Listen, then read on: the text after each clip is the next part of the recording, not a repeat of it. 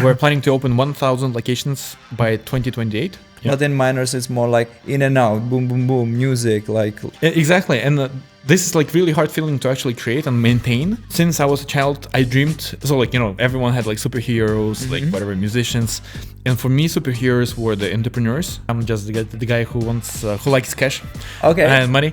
That's honest. Yeah, exactly. Having a business by itself was the goal. And I actually came to the Czech Republic because it seemed for me a cheaper country than UK at first, but easier country to start the first business. Okay. And that's the only reason why I'm in Prague. I want to bring that feeling of like New York, of Brooklyn to Prague. Cool. And that's how I was approaching the design. That's how I was approaching the concept overall of the Miners. And I think that worked out pretty cool. What is your guilty pleasure or something like that, I spoil myself a lot. The first slogan that we used was getting shit done.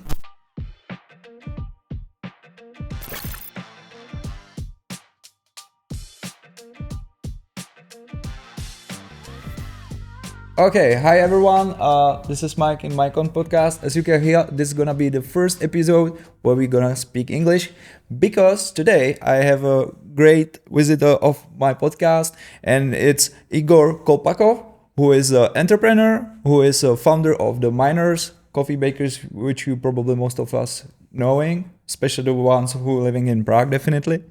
And yeah, let's start it like... Tell us your story. How did you get into the business with the coffees and how this all started, Igor? Probably I'm a little bit unusual people, especially for Europeans who always tell the interesting stories and stuff. And I'm just the guy who likes cash and money. That's honest. Yeah, exactly. That's I think unusual. And but the point was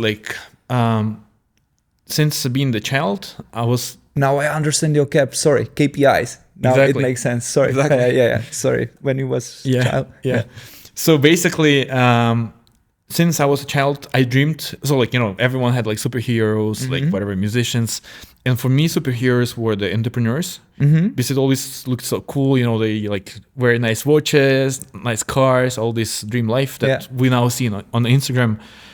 And probably since the year when I was 14, I stopped doing reading books except the business books. So that's when I started dreaming about opening the business and actually not necessarily earning money. I was just thinking having a business by itself was the goal. Okay, cool. And I have different ways I was starting out with different projects and so on. But when I was, I think, 18, I came to Czech Republic. Before I used to live in UK. And I actually came to the Czech Republic because it seemed for me a cheaper country than UK at first, but easier country to start the first business. Okay. And that's the only reason why I'm in Prague. Oh, that's cool. So you were thinking about where to start it and thinking about prices and let's say market competition and things like that? Exactly. And in that time you already know that you are going to do something with the coffees? I thought about that, but not necessarily that I knew that it's going to be exactly the coffee shop, specialty coffee shop and whatever. But what I was thinking is I'm the person, who loves stats and KPI. Oh yeah. I'm sure you see that. You are data-driven guy. Exactly. Yeah. Even though I have no idea how the IT works, but I know how Excel spreadsheet works. Okay. And that's my favorite platform to use. And basically I knew that to launch successful business, probably I need to fail 9 businesses and the 10th will be successful. So my goal was I need to fail 9 businesses as soon as possible. Oh yeah. And then I make the right you decision. Have the success one. Yeah. So I decided that, if I'm going into the businesses, then let's make it interesting for me. So something that I actually love. So it's not that I'm going to construction, building, shopping malls or whatever. But knowing that most likely 90% chance I'm going to fail the business, I need to do it in something that would be really cool. Oh yeah. And then again, now especially seeing a lot of people who have the dream, let's call it like this, of having a coffee shop. Just, every second person I meet, they want to have a coffee shop. Is that they think that I will be working behind the bar, talking to the people, we'll be making cool product, they will be happy, we'll be chatting all the time. This is a dream idea that we all have. And that's what I also had. And that's the one which was that was in Prague 7? Yeah. Okay. And with this idea, I actually opened the first coffee shop in Prague 7. It's called Barry Higgles. And at this time, I think it was year 2015 or 16 maybe. Specialty coffee was not yet a thing, so like maybe it was like 10 coffee shops in Prague with this. It was the era where, for example, Nitroblock started.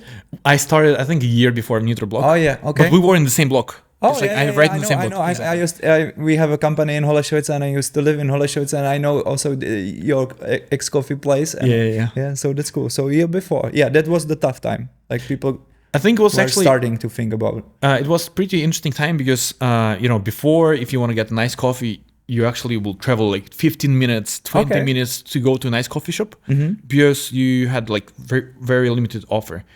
And then in the same year, we actually became the coffee shop of the year. Nice. That was surprising for us. But the problem with coffee shop was that I'm running a coffee shop, which is considered to be the best, and but the issue was like, I haven't figured out how do I live that nice Instagram life having a coffee shop? And, I'm a business owner. I'm 18 years old, I think at that time, or maybe 19. But I'm not seeing how that is bringing me to the life I'm seeing in front of me. The dream one, right? Yeah. Because the scalability of that one lovely place is pretty tough, especially when you are the heart of the business. Exactly. Right? Yeah. And so I'm going out talking to different competitors, different coffee shop owners. I'm talking, hey guys, like how much do you make? Like what's the revenues? Like what's the math? And then like everyone's saying, yeah, we don't do it for money, we do it for people. And that time I figured out like the industry is fucked up. And I figured out that that's definitely not the way to go. Many people who said that actually closed down since then. And I was thinking how to go next. I went to the US to one of the most famous project in the industry, talked to their directors, and then I figured out the way how I see that, how to make like real business out of what I'm doing. And I figured out the opportunity that basically in specialty industry, there are more people who think how to make the best cup of coffee. Not necessarily that customer wanted actually. But none of them are thinking about that as a business. For most, it's like type of hobby. They want to do it like, we are happy. That's the one or two like lovely places, but not the scale. Exactly. And I figure out that I'm very ambitious. I'm very greedy probably. But I love the business as a business. So I don't necessarily care about like, okay, what type of businesses to do. So I enjoy doing the good businesses, but for me, it would be interesting to even scale Žabkas, whatever. Oh, yeah, cool. Because for me, it's like playing Monopoly. Okay, I got it. And, it's like a game, like you're developing something. Yeah, but as you mentioned in really beginning, you love to be in some nice coffee place. And because I also read about you that there was some inspiration from the UK too, that you had some love coffees there. True, but a little bit different. So basically, I'm trying to create the chain from Barry Hills, which was very different from the Miners. But the actually probably more of the Miners is actually more to the New York than UK. Okay. But for me, for the person who used to live in bigger cities and enjoyed that type of vibe of like cities, skyscrapers and whatever.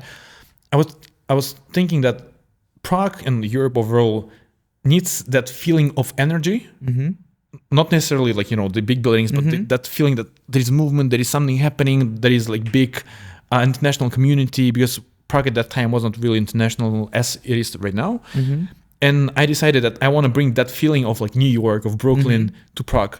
Cool. And that's how I was approaching the design. That's how I was approaching the concept overall of the Miners. And I think that worked out pretty cool. Now I got it. That's why the atmosphere in the Miners is more energizing than like because what I realized that in the Miners, you are not trying to make me feel like a home, like some of the places, which like makes you feel to sit and get slower somewhere and rest or something. But in Miners, it's more like in and out, boom, boom, boom, music, like, lights, flowers. It's more like... Exactly. And this is like really hard feeling to actually create and maintain. And it depends again on coffee shop to coffee shop, because different coffee shops have different feelings. But even though we're like nice quality coffee, like amazing quality coffee, if you go to our Instagram, we don't talk about coffee at all. Yeah. And like I was chatting with our CMO like recently, say, hey, should we actually start talking about like some products that we have as a chain? But we are trying to keep that interesting vibe and also vibe of entrepreneurship, because again, I'm enjoying what I'm doing, and I see all people around me doing the same, right? And for example, in Churchill, in the Miners Churchill, you come in, there are students, right, probably living on tight budget. But also I'm seeing and enjoying what I see is that you're like, coming there, studying in school, in university. But I know that the guy who's sitting next chair is the guy from Forbes, or the guy who just parked his Rolls Royce, and he's sitting next to the student who is like there on a tight budget. So it's kind of mixed, and that's true, because there is the university, but on the other side there is a Deloitte, there is I guess Penta, or some of the big players like that in the building. Yeah. And having this mix, that for us for baristas, we don't have like waiters or servers. We have like people, like, you come in, we try to make it like really friendly talk, and we don't care whether you drive Rolls Royce or like you came here like for your last 100 crowns to buy the coffee. Yeah. So we're trying to create this feeling where everyone is the same.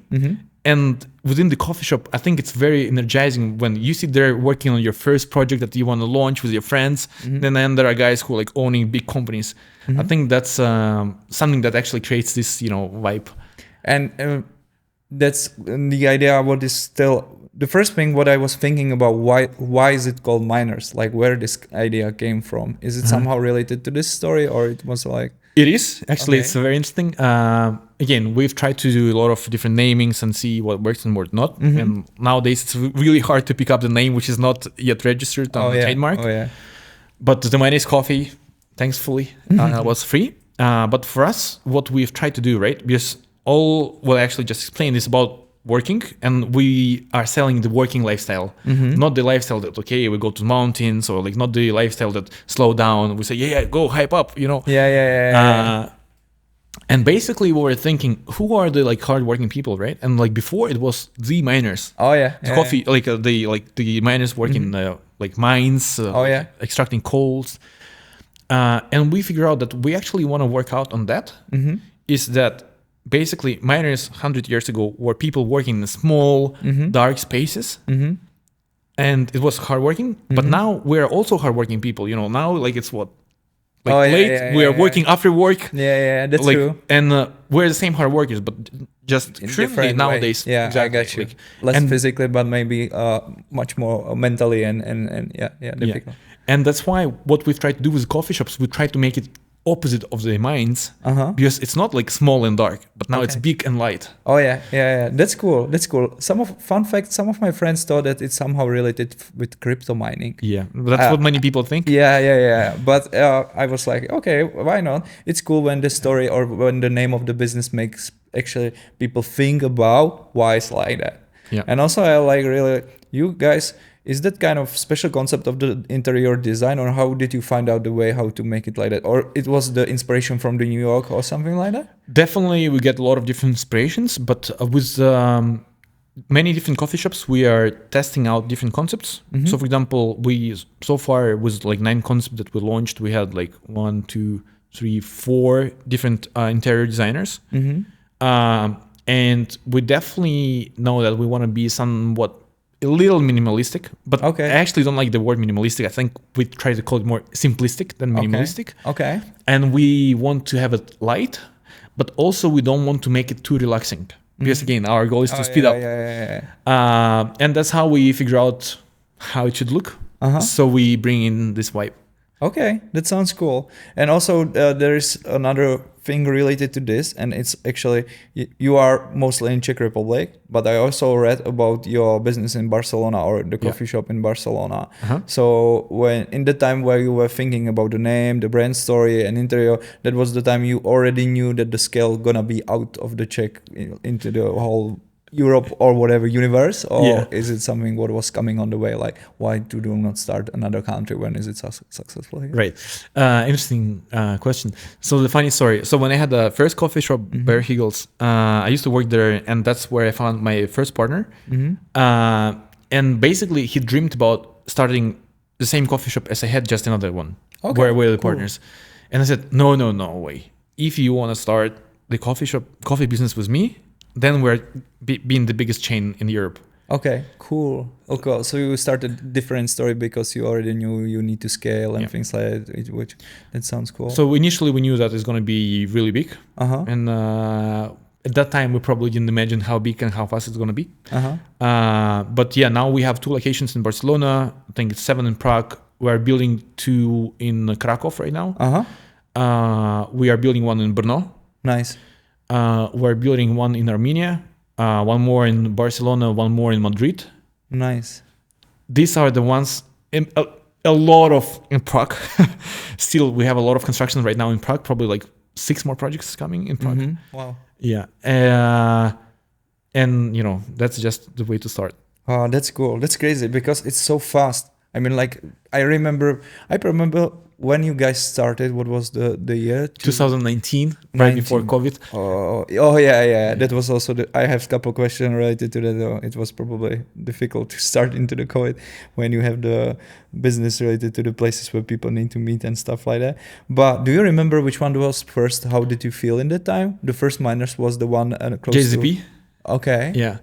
That was a JZP. I mean, we started out, it felt incredible in terms of like how big it was, because it was quite unusual big project as a coffee shop. Because again, I separate like cafes, let's say, with like brunches, food and like whatever food-centric businesses, and coffee shops with coffee-centric businesses. Okay. And I think at that time there weren't many coffee shops like that in terms of size, like how expensive we made it in terms of big investments.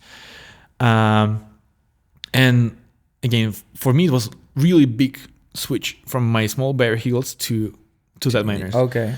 And my mentality yet didn't grow as fast as our business.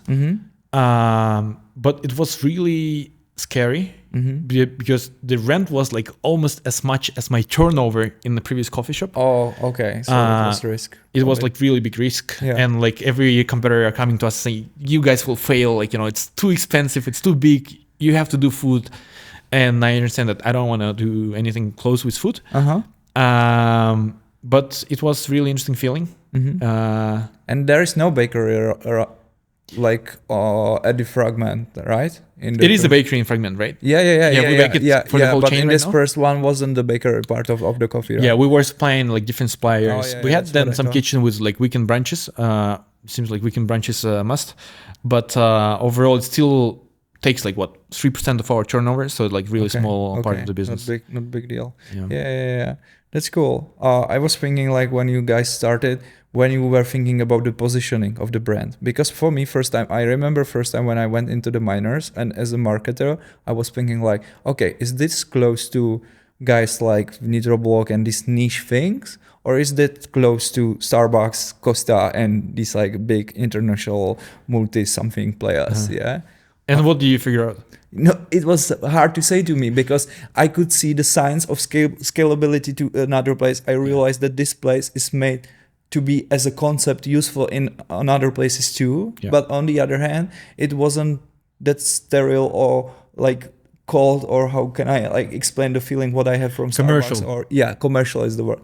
How I feel in Starbucks or Costa. So it was like, okay, there, and I wasn't sure if it's a Czech concept or not. And someone after that told me, hey, that's actually like Czech concept, or these guys are doing this business here. It's not like an international business. Okay, wow, that's interesting. Yeah, interesting, because actually it was the first coffee shop. The whole setup we had was like so international that you often come to the coffee shop, there are 5 people behind the bar, none of them speak Czech. And like there were like Americans, we hired a lot of Americans, we got the Irish guy working for us for a long time, Netherlands, Costa Rica, China, Thailand, whatever. It was super cool, and that like sense of internationality. But with the concept how we were coming up, we initially were working with a branding agency, which was not as good in styling, but was very good in terms of like therapy. It was like therapy sessions. Like we are like explaining how we see it, like how we see like life and like universe. And then they're bringing us a brand book, which is basically very little pictures and a lot of text explaining, okay, this is who your customers, that's how your barista should be performing, which helped us definitely to realize how we want it to be. That's how we opened first few shops.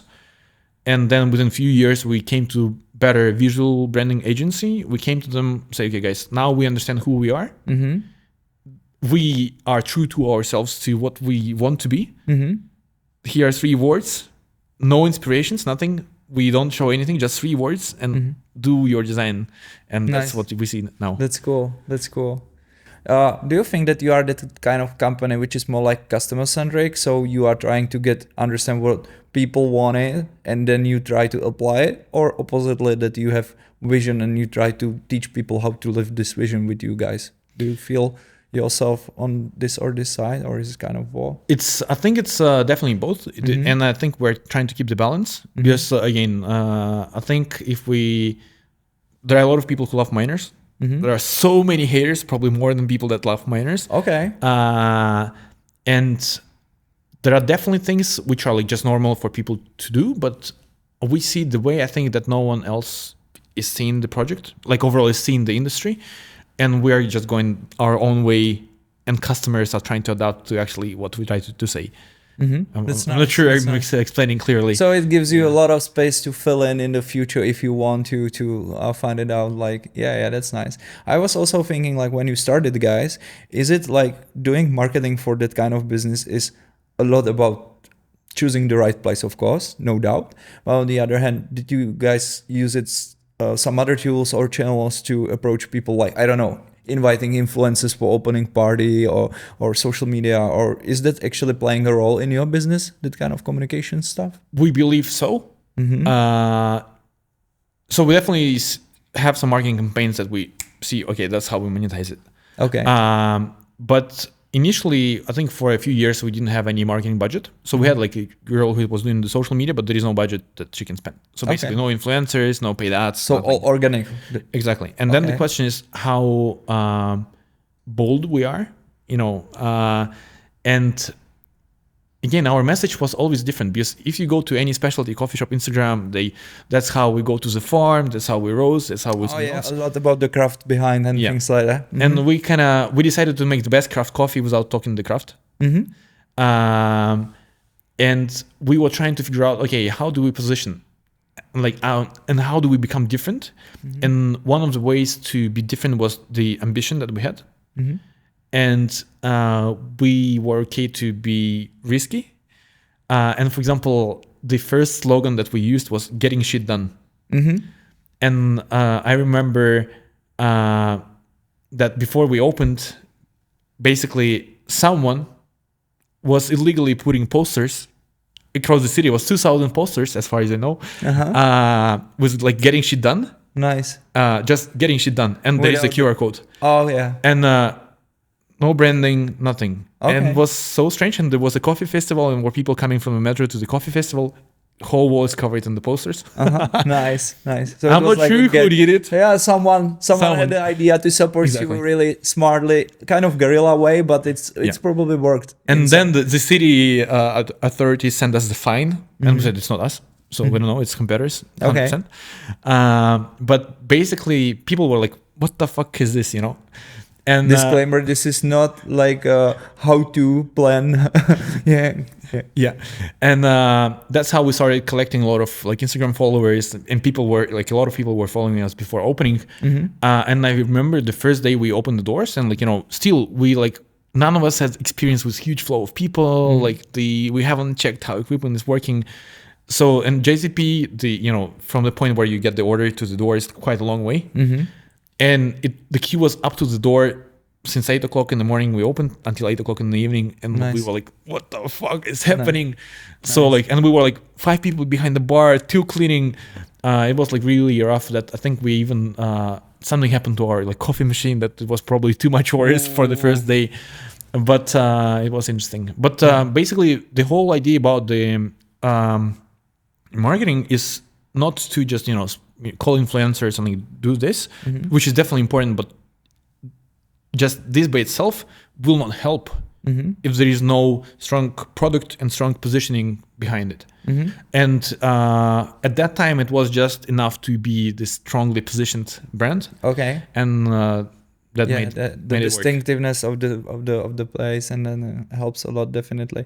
But now became more, I believe that people understand that you you can find us on the different places of Prague. So if you needs to get the coffee or sit and do some emails and stuff like that, and you see somewhere Miners, you know what to expect by the quality, by the taste of the coffee, which is really good.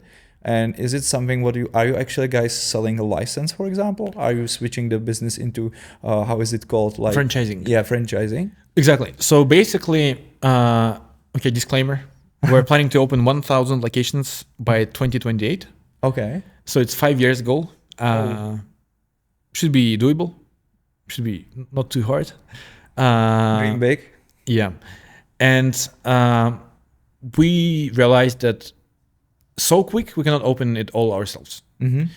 And the only way we can go expand this fast is going to franchising. Mm-hmm. And we started figuring out what's ideal for franchisee, who is he, like how he looks like, what he is doing. Mm-hmm. And now we're carefully picking partners in different parts of the Europe. Mm-hmm. And so far it will be mix of our shops and franchise shops. Mm-hmm. We have already first franchisee who opened, that's the one in Barcelona. Cool. So the first coffee shop in Barcelona is ours and second is franchised. Mm-hmm. And we have next franchisee opening in probably I think January 2024 in Prague. Oh, nice. Yeah. Cool. So it make it even more scalable because yeah. But mainly we plan to keep Prague for ourselves. There are a few partners that we have for the city, but we're limiting it like really heavily. But other cities in Czech Republic is definitely only franchised because it's too small for us to just go there ourselves. And it could be also helpful that if you visit some local franchises or maybe can know some interesting insights and things like that. There is a bigger story behind that probably. Mm-hmm. What I want to do, you remember about this, New York vibe, whatever, and skills. What we are trying to create with our franchise model is it's not just, just a business that gives you whatever like return on investment. And we don't want to position it like that. And when we actually positioning our franchising, it's not like, have your backup business, which is working without you. We're saying, hey, it's going to be hustle. It's going to be hard. It's going to be hard work because that's the values that we share within our company. Okay. But we are trying to collect not just whatever random people who just want to buy the franchise. And because we're saying more no than yes. So you want to a them. more cherry pick.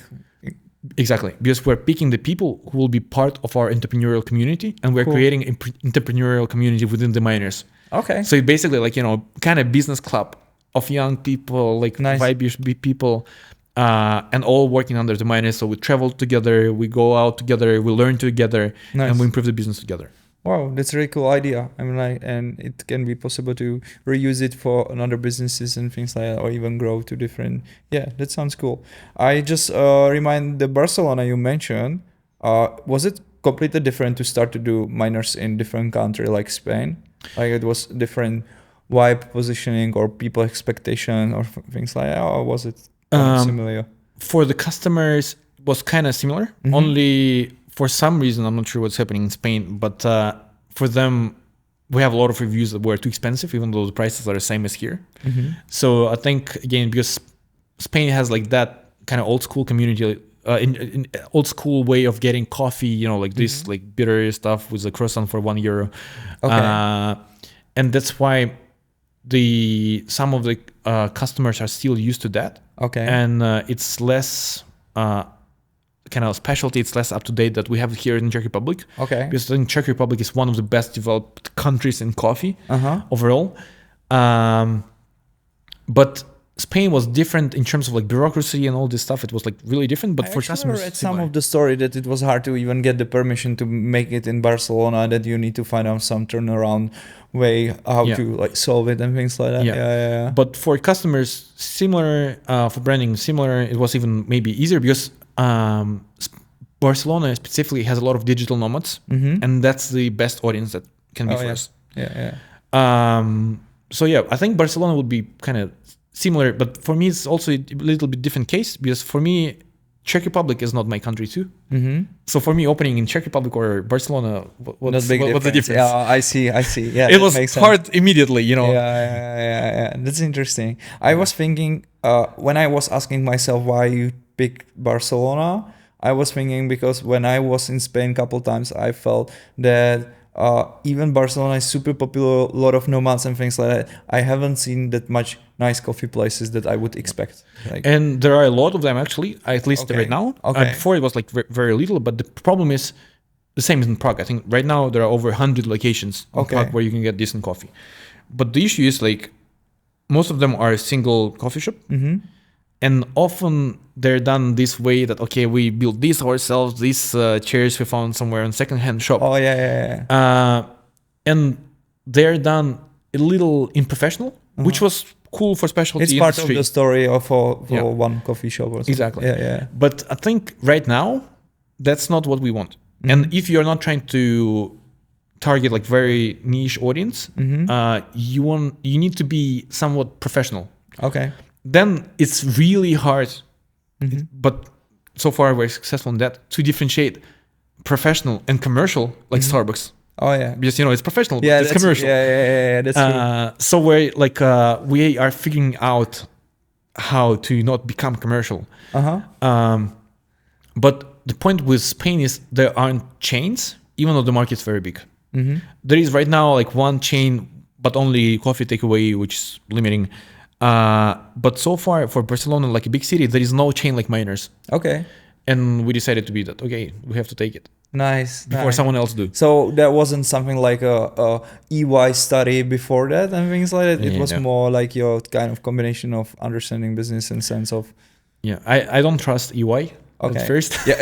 It just for the example, EY, Yeah, yeah. Deloitte, whatever from Big Four, like yeah. nothing personal. EY guys, sorry for that. Sorry. Yeah, And because my partner is from EY. yeah. Cool. Okay. And okay. but overall, I don't. Again, it's just the point is, I don't think you need the studies Mm-hmm. if you're not becoming, trying to have like 50% of the market, because whatever product you can launch right now, Mm-hmm. it can be successful. The question is, okay, it might be a niche restaurant, niche coffee shop, Mm-hmm. and it will be successful anywhere. Mm-hmm. It just, you need to find the audience and make the proper positioning. Mm-hmm. So I don't think you need the audience for that. And if we're not trying to open, for example, 100 locations within Barcelona, Got you. we definitely can find the customers. Oh, cool. So you guys didn't also do some kind of user testing when you were, for example, building the brand? Or did you do it? Like, did you guys doing some user test when you were asking people before you actually launched the name or the colors or things like that? Or you more like believe yourself, like, Yeah. I feel, Well, I don't do user tests anymore. okay, I don't trust anyone who tells me complaints. okay. There is one thing that I'm listening to. Mm-hmm. It's Excel spreadsheet. Mm-hmm. I see the numbers. Mm-hmm. If it's good, then it's good. Okay, cool. So it's like a Excel numbers driven business. Oh, yeah. It's for sure, yes. But the question is, it's just easier to take everything. Mhm. It's like Heidi cycles. Oh, yeah. And basically, you have a hypothesis and you test it. Oh, yeah. Then you actually have the data and you analyze it, and then you have your insights. And basically, we might not be doing the best, whatever. Mm-hmm. If the numbers are growing, we know also the numbers from competitors, and we see that it's growing better, Mm-hmm. then it Then, works. yeah, then you are on the right Yeah. path. Are you guys also employing some, I don't know, managers or directors from the industry who helps you? Because I can imagine when you do your own coffee, you are your own boss, and you can, as you mentioned, like do it. Maybe someday you have a bad day, so some things works differently, things like that. That's a part of the story of having one coffee, more personal business. But when you're scaling, you have to train people. You have to work with different areas. Is it really like a good team based, or you guys learning a lot of stuff on the go, or how is it? Both. And actually today I was making an offer to potential COO, and it's really Big nice, step. really nice American salary. Okay. I would say really nice American salary that we're offering. Oh. And basically, it's strange because again, there are few ways the business basically is split in a few parts. Mm-hmm. Then let's say there is a coffee shop, right? Mm-hmm. And there are many coffee shops. Mm-hmm. Then there is a roastery because we're like also roasting coffee, selling it to B2B, B2C, Okay. our own I supplies. didn't know that. And then there is a head office. Mm-hmm. I'm employee of a head office. Mm-hmm. So basically people behind the bar I don't see baristas. We don't have common meetings because there are a lot of like multi-level of management already at this moment. And head office is something that is helping us to open 1,000 locations. Like if we would want to be the strategy part. Exactly. Yeah. And here we need to be super professional. We have to be professional, not comparing to other Czech coffee shops, which then not much work you have to do. But we have to be professional, comparing ourselves to any company in the world in our industry. And that's really hard. So we are actually looking for the top professionals in the world. And how to get them into Prague and things like that. Not necessarily. We have guys working in Spain, someone in Bali, so it's okay. Okay. So we have some definitely part of the core is sitting in Prague. And we actually need to expand now the office too. But talking about the head office as the Miners, it's like really high level management. Oh, nice. Was it a big step for you, like to jump, because you are 27 now? Yeah. So how is it like to get into touch with some A-class top level CEO and try to like make him motivated to get on the board to you guys? Because salary is one part, but there's definitely to that kind of high position you explain visions, and you actually also sometimes sell yourself as a personality and things like that. All these things putting on the table. And it seems like I'm good at selling. So if not business, I should be a salesperson or something like this. Okay. And like I have now except me is like 1, 2, 3, 4, maybe 5 C-level positions. All of them are like closer to 40. Some of them are 40. Okay. And I'm 27. Okay. Really big difference.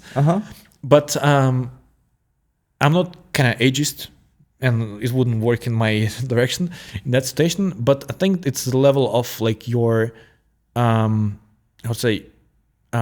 emotional maturity, and also the level of experience that you've gained. Okay. And I've gained so much experience that my age is like not really associating with my level of experience. Yeah, I see. And so that's one. So basically, I don't feel like people look down to me because they're older and like whatever. That's a good thing. Yeah.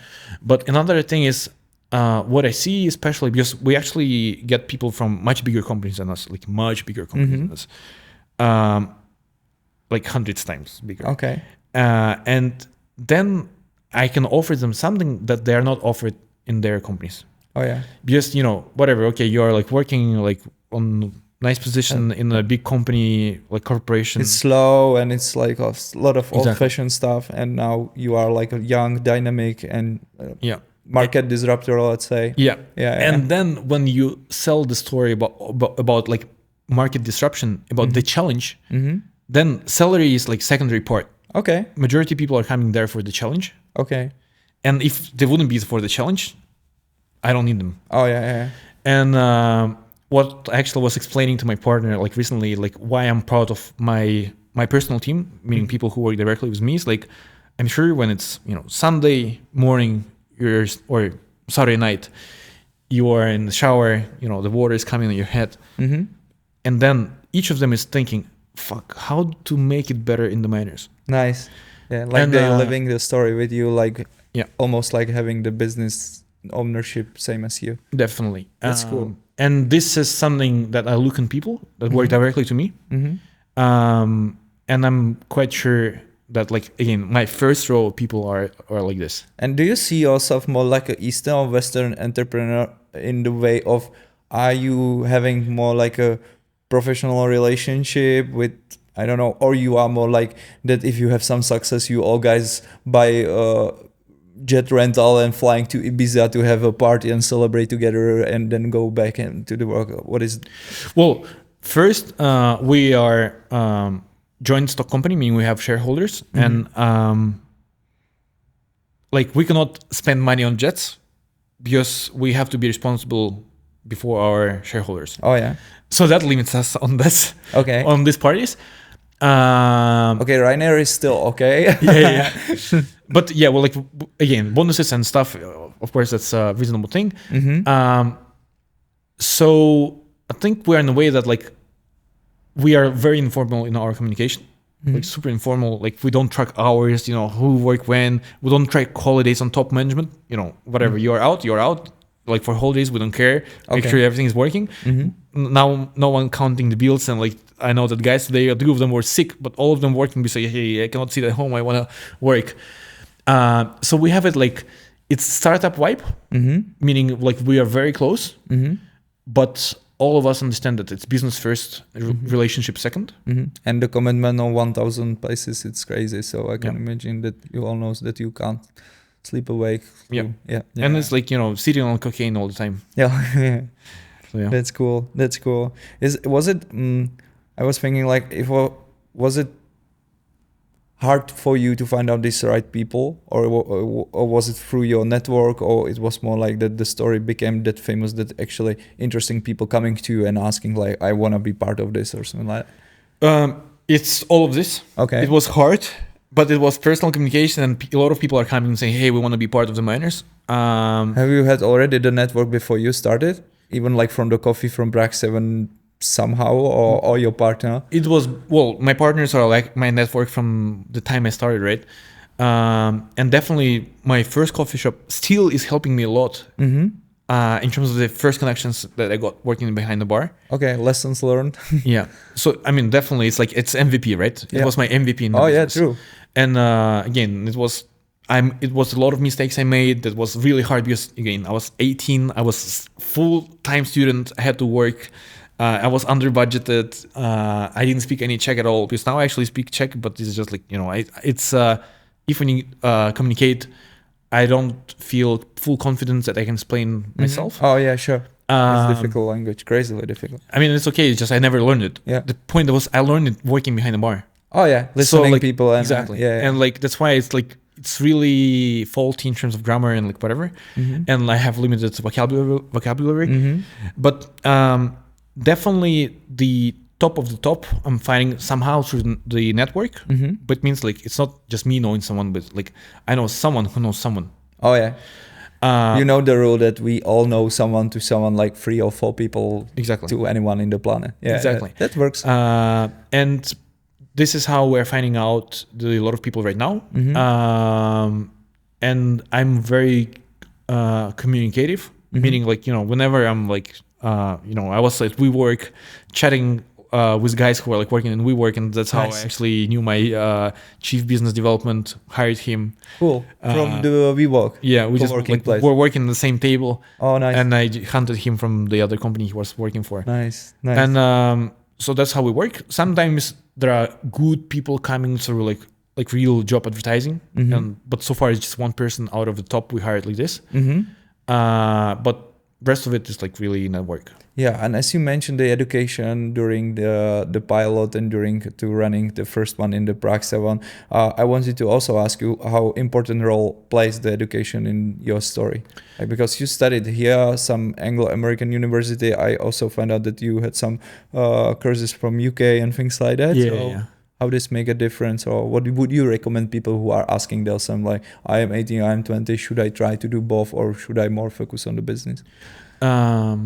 How to say it correctly so AAU is not angry with me then.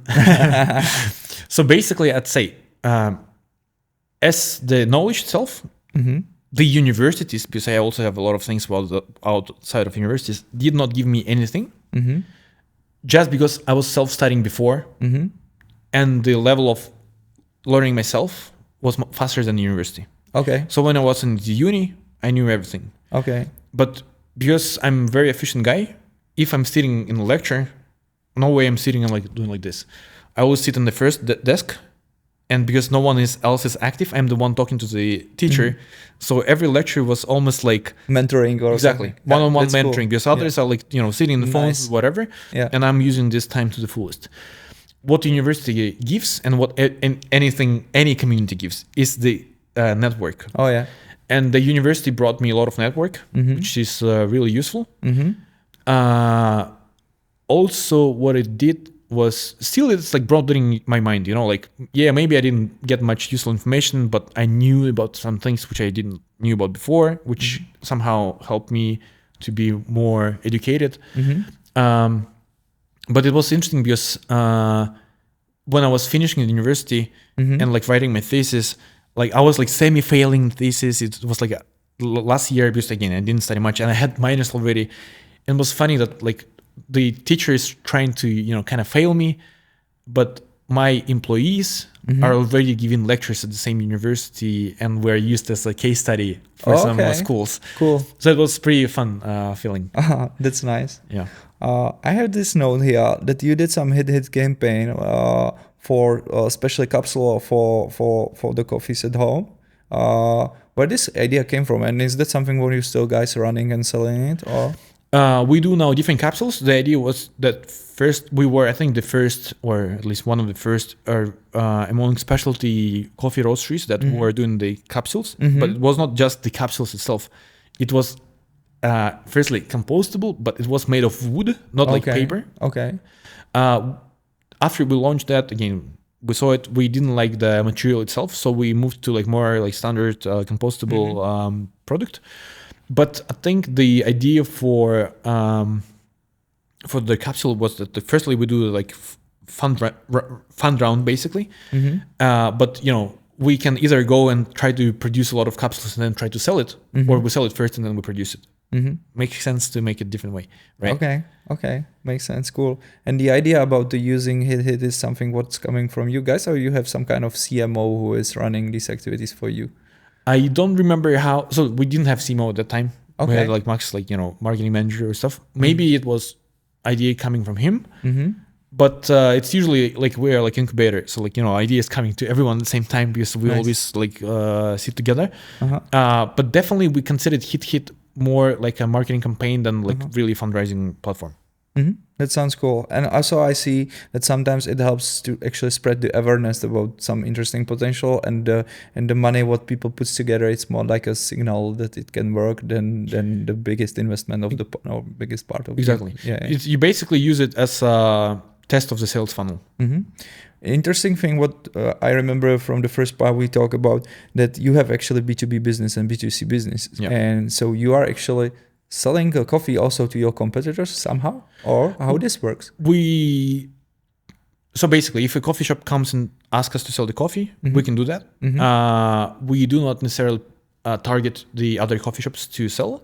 So we rather prefer to work with offices, with co-workings. Like we supply coffee to Rohlik actually. And for example, at WeWork, we are the coffee suppliers. So yeah. Here in Prague, Národní třída. Yeah. I hope that the guy's going to survive, because I hope to. Yeah, because I love the place, and actually when I was working abroad, I used my Vivo car, because when I was working in States, used the Vivo. When I was working in Sydney, they have in Sydney crazy fun. Have you ever been in Sydney? I haven't. I know I have not. I haven't been in the East Coast. I have been only on the. Sorry, not on the West Coast. I've been on the East Coast. Oh, okay, never mind. But it's just like a coffee shop paradise. Like Sydney is really. Sorry, we talk about Australia. Yeah. Not States. Australia, Sydney, especially Sydney and Melbourne, are like a coffee shop's paradise. And why I started talking about it? Yeah, because there is a main way in the center of the Sydney where are 3 WeWorks on the one road. It's crazy. 3 different buildings, 3 WeWorks. But I read that the company has a lot of trouble now, so I hope that the Prague one survives, because the place is beautiful. And I hope then they will pay invoices too. Oh yeah, definitely. And actually their interior design somehow in some parts reminds me the way of thinking about interior design as you do, guys. Well, it's like complementary in some ways. The company, so basically I think the WeWork has a like kind of interior design book, and then it's given to local architects and they adapt. Okay. And these architects are doing it for us. So that's why it has a connection. That's why. Okay, I got it. So, but WeWork is actually a really cool example, not in terms of the business, but in terms of the brand and positioning. And like when I'm trying to explain in one sentence what we try to do with Miners, say, okay, we want to be WeWork in coffee. Oh, cool. Because who knows what's the second biggest or the second best co-working spaces. I don't know. Yeah, that's true. Even though I think the second company, which is, I don't remember the name, is I think either bigger than WeWork or like the same size, but they're profitable. Oh yeah. That's the thing what comes to my mind now, that these profitable troubles is something where people are actually you know, I see and I hear the rumors that the people have discussions like if the WeWork is so nice and cool because it's not profitable, and when you would like to make it profitable, then you needs to go down with a lot of stuff which makes WeWork. Yeah, definitely. Yeah, but I don't understand this. Or kind increase of the prices. Or like that. Yeah, but definitely. I think the issue with WeWork is like unit economics, which they need to count properly. Oh yeah. I'm not sure how it that's true. work out. That's true. Do you have any kind of other inspiration, like the business you really like, and that's something, or even like the entrepreneurs you mentioned in the really beginning? First, who comes to my mind, like people like Elon Musk and the other guys like that. Who are you appreciate it? So Elon Musk is definitely a cool person. WeWork, crazy. And yeah, exactly. Like WeWork is like similar way, and I think again there are many more companies which I like, but then again, everyone I like and dislike. Everyone has like pluses and minuses, right? Yeah. But what unites, for example, WeWork and Tesla, let's say, or SpaceX, is that the feeling that they create is like, what the fuck, was it possible? And this feeling of that something was impossible, but someone has done it. Like pushing the limits of boundaries, what people, other things that it's not. Yeah, and this is something that I actually like. And this is a feeling we're trying to create with WeWork. And whatever businesses are doing that feeling, which is not necessarily the best product, the best design, whatever. It's probably a combination of all of it. Yeah. Or it can be none, but it can be the scale. You know, when the guys like open 4,000 locations within a year, I have no idea how to do it. 4,000 locations within a year. Like, I don't know. Would it be Żabka? Whatever. I would be happy for the Żabka that they've opened so much. I think Żabka is slower in the pace, so they're not definitely in my look of the cool businesses that I prefer to look. But every time I'm just curious in different strategy approaches. And also what the guy I'm interviewing right now, he said like they aren't unique products or companies. There is unique management strategies. Okay, that sounds cool. And what I like in businesses is actually the unique management strategies that they have. Okay. I'm just thinking about it, that someone from your team thinks about like what kind of stuff you are actually selling in the miners, which is something what always makes me interested too, because I am a like big fan and customer at the Fragment building, and it always makes me like think about it that definitely you're selling like cups and things which are related to coffee. But last time I see there was a skateboard drip with the miners design, and I was like, okay, so there is probably a story that probably CEO is a skateboarder, or there was someone with this crazy idea and someone said, okay, let's make it happen. Like, why not? Or what? Approximately like this. So definitely there is some like obvious things that we need to sell, and we just go and sell. But then there are things that we use as more like, okay, we can do it, why not doing it? And the skateboards were like one of the things. Like I'm kind of beginning skater myself, and I like the skate community overall. And I think we actually now, one of the guys we're hiring, and he's working in Fragment, he's a pro skater. He was even published in Thrasher magazine. Oh, cool. But basically I say, well, it's not so hard to make your own skateboards and make a drop when you have a big company. Okay. Why not doing that? Okay. So it's like, just I do it just because I can. Oh yeah. That's cool. Yeah. Okay. Is there something what like makes you, when you have success and things are rolling as you want it, and you see that this big vision and things like that, what makes you happy back? Like what is like your success stuff you do when you feel, okay, we rock this, we achieve this and things like that? What is your guilty pleasure or something like that, like on the way? What's my guilty pleasure on the way? Well, I spoil myself a lot. Like real things, and I see car like Porsche 911 is totally the part of the dream of most of the guys. Yeah. Well, yesterday I ordered a new car. Okay. Yeah, and I think I'll be ordering another car very soon. So like, but again, because once you have expensive car, it's really easy to switch. So it's like not expensive. It's just I would say a little bit irrational, but it's okay. So for me, I think the success of the company itself is good enough. Meaning it's not necessarily that, okay, I need to cash out and like spend money because I can. rather that I'm happy to see that we're progressing the way we are progressing, but right now we're 1% to our goal. Still sucks. Oh yeah. And just because our goal is so big, like, for some, today what we do is success. For me, it's a failure. Okay. Because we're too small from what we should be. So maybe a few years before, I would consider that I would be successful and happy once I would be at this point. Oh yeah. At this point, say, fuck, it's still like, Oh yeah. shit. We need to redo it completely. That's cool. That's cool that you actually started so early with this kind of fast progressivity and dream big style of thing about stuff, which makes you better chance to actually speed up this thing. Yeah. Because a lot of, as you mentioned, for a lot of people and entrepreneurs or business owners, is probably this stage where you ask guys could be like a whole part of their life story, like having, I don't know, 20 places or something like that, 911, nice holidays, and that's it. Yeah. So that's cool to think about it. Have you ever think about what's gonna be the next step after Miners? Like when you hit the scale, then you had some money and nice networks and I believe pretty interesting and clever people to work around, the community you mentioned, and chance to do another thing. Okay, so if we skip, because again, we have like this goal that we just set for until 2028, it doesn't mean that there is nothing behind. And like, it's 1,000 locations, rather like good proof of concept before proper scaling. Okay. Because again, like what you can open like 10,000 locations, you can open 15,000 locations. You can try to do businesses which are similar for the same audience. So, okay, imagine like you live in Fragment, right? There is like the Miners Coffee, then there is like, for example, the Miners Poke or whatever. We can create more businesses, right? And then because of the scale, we have the partners. So we come to our franchisees saying, hey guys, look, you can open more locations within your own store.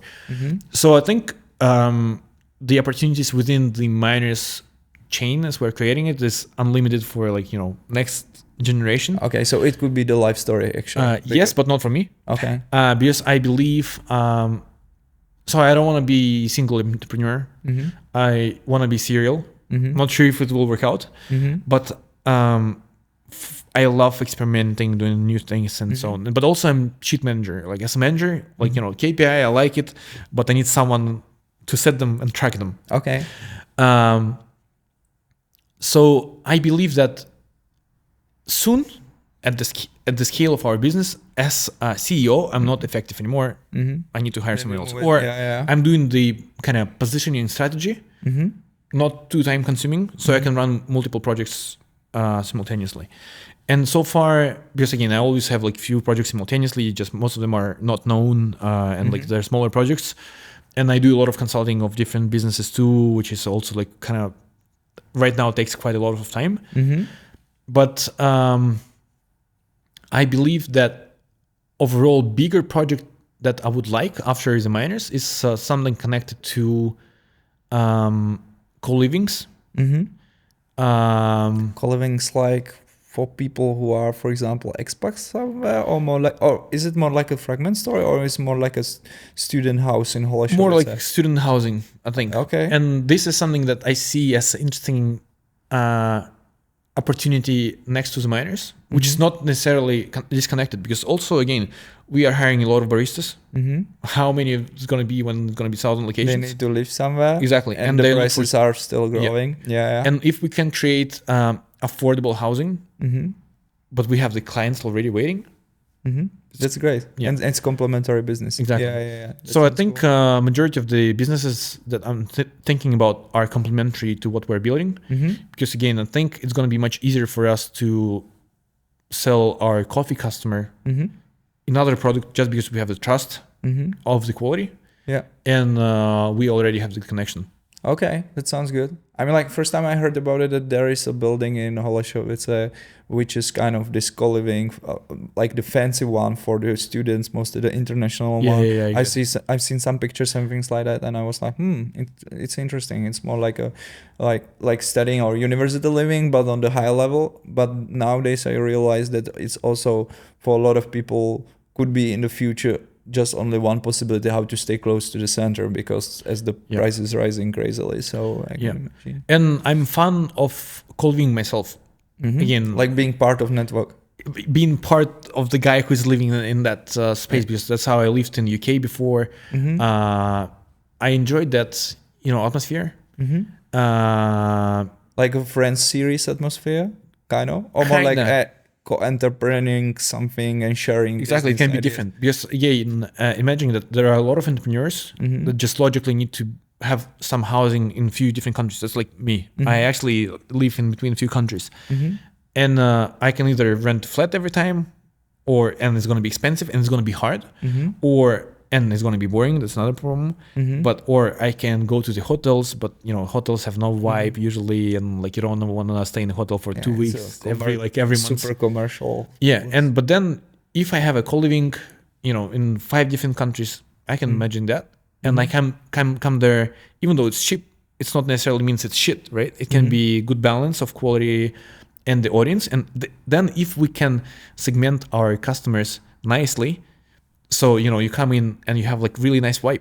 You're enjoying staying there, like living with friends. 100% true. I mean, like I was just thinking when you explained that always when I needed to pick, for example, some Airbnb, which wasn't like a full flat, but it was a home of someone, it was always great experience. Like, for example, I was studying at Harvard for a month and I was there living in Boston, and Cambridge area in Boston is super expensive to any kind of living. And I find out the guy who was actually studying Harvard University medicine, and I was living with him, and it was coolest experience there because we shared stories, we were cooking together, we have a lot of wines and talks about like how things works there and here and things like that. It's like fraternity stuff. Yeah. Oh yeah. That's the feeling I want to create. Yeah, that's great. Yeah. That's great. Okay. Last question. What is the biggest success on this story, or the thing what makes you like the most happy or the most full of another energy to do next day stuff and next day and next month stuff and things like that? I know it's the tough one, but there is probably some part which makes you most feeling successful about it or something like that. Right now, because we're like start getting like franchising mode, right? And like on daily basis, I'm talking to some of the franchisees, how they're finding locations, someone is doing reconstruction, someone is working. And then I'm seeing how people who had a dream are getting there, and because we help. But the best part is like, usually when you start a business, it's not really supportive by friends, and like it is to some extent, but like really the whole shit you have to eat by yourself. Oh yeah.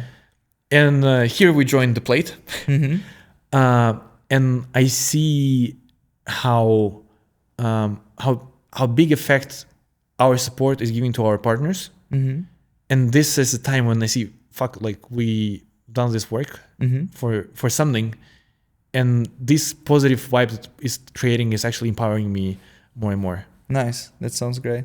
Okay. Thank you for coming. It was so inspirational. I am really big fan of the whole story, also of the coffees and guys in the Miners at Fragment are so great. So agree. Yeah. And thanks again, and wish you another success on the way. I'm looking forward for another Miners, and have a great one. And guys, if you are on that stage of the video, that's great, and please follow us. That's something what I always repeated, because we are not using any kind of ads or paywall. So if you want to show us some support and things like that, please subscribe or follow us on the Instagram. Also feel free to comment and ask for anything. Okay, you can find out Egor also on the Instagram or the LinkedIn and ask him directly. And in the end, thanks to Etnetera Motion for allowing us to do this podcast, and have a rest of whatever you are doing, guys. So, thank you. Yeah, bye. Bye. Cheers.